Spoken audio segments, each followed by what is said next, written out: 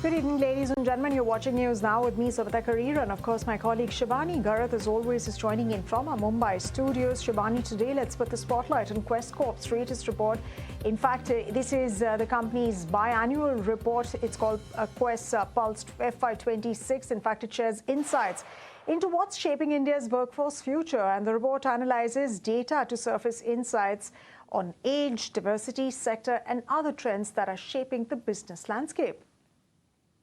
QuestCorp's latest Pulse FY26 report, in fact, says young workers are emerging as the primary drivers of formal employment in India. Nearly 59% of EPFO subscribers in FY25 were aged, in fact, 18 to 25, while 79% of the new yuans generated in FY26 belong to those aged 18 to 30. Nearly 69% of the workforce is deployed across Tier 2 and Tier 3 cities, highlighting the growing role of emerging economic centers in India's organized employment landscape. To tell us more about this, we are now joined in by Lohit Bhatia, Executive Director and Group CEO, QuestCorp. Thank you so much, Mr. Bhatia, for joining us. What are some of the striking things that struck you and had you by surprise when you came out with this report? Good evening, and it's glad to be on your show today. I think the striking aspect of Quest's Pulse Report 2026 really tells us about the movement of the millennials and their thought process. Formality and formalization in India is here to stay.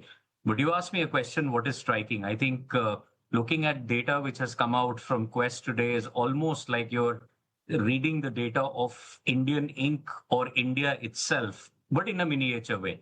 So we represent about 482,000 workforce, almost close to 500,000, youth that come and work for us. And many of the data sets that we've given, we've compared Quest's data and then cross-compared it with the economic data available from the government itself and at an India aggregate level. So it's a couple of, really top of the pack things. One, Tier 3 now accounts for almost 40% of the jobs that are held by the youth in Quest. So when we say that is India creating jobs or are jobs going to Bharat as well, it's very, very evident it's going to Bharat.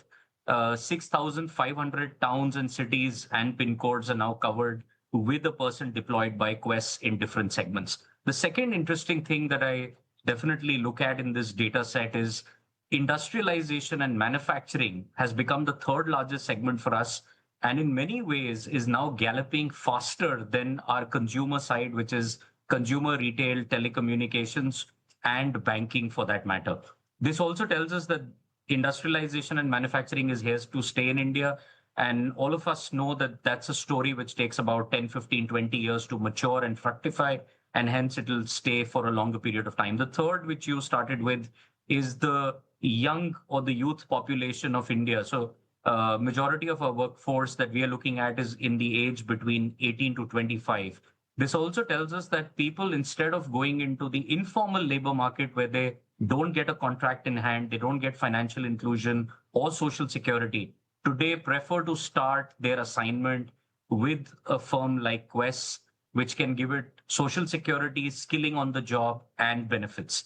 So clearly it cross compares with what we see across the ecosystem in India itself.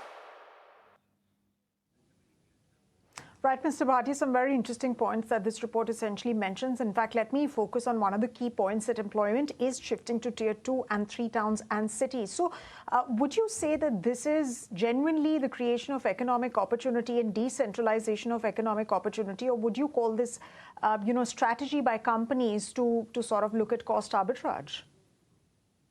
I would call it absolutely the advent of job creation, and that also formal job creation in smaller towns and cities. This also means that in the last 20 or 25 years, as majority of the youth in India has gone up to at least a 10th standard education or a 10+2 education, today is aspirational in nature and does not want to work on cash wages or does not want to work on informal labor market. They much rather work in formal labor market.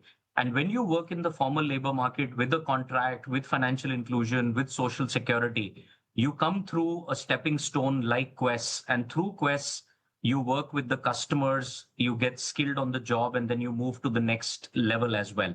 So this is Indian Inc. going and expanding itself beyond the top 10 metros, beyond the top 100 tier 2 cities, and going into genuinely what is Bharat. Some of our customers today have deployment, single customers have deployment in almost 1,200 towns and cities with Quest, be it in banking, be it in NBFCs and fintech, or in the retail and consumer sector.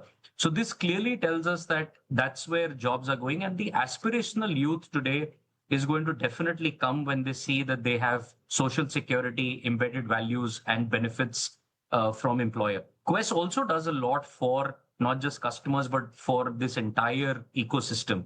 We provide a mobile application which tracks all the benefits that an employee gets. Right. Insurance.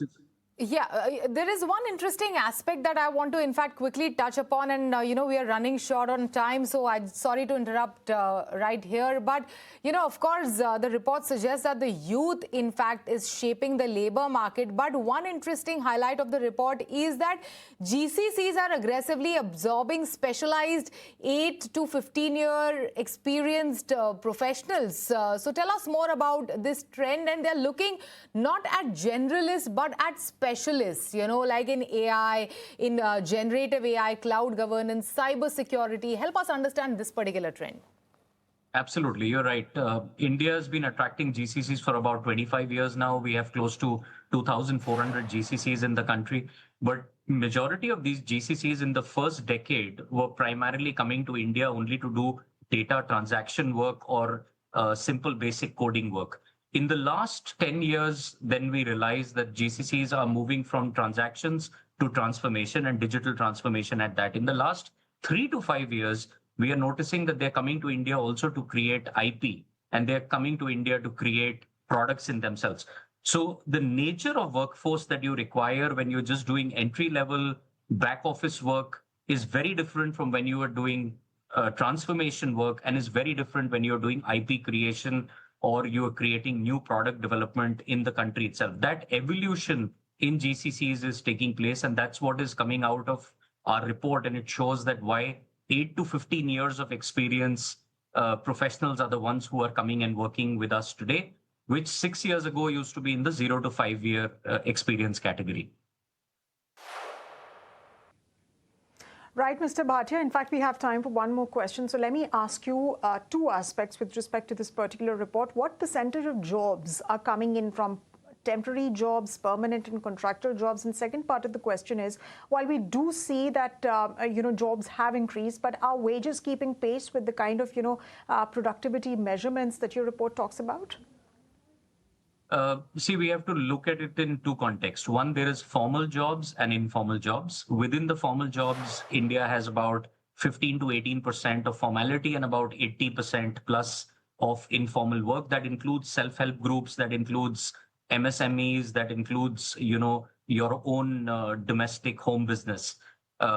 So one is that there is a shift which has to take place from the informal to the formal labor market, and that's something which Government of India's labor code and so many other imperatives and policy measures will also continuously keep growing. India, as far as temporary staffing is concerned, has a penetration ratio of about 1.1 to 1.2%. That means for every 100 people working in the labor market in different categories, only 1.1 to 1.2% of the people come through a staffing major or an expert services company, as we are generally called world over.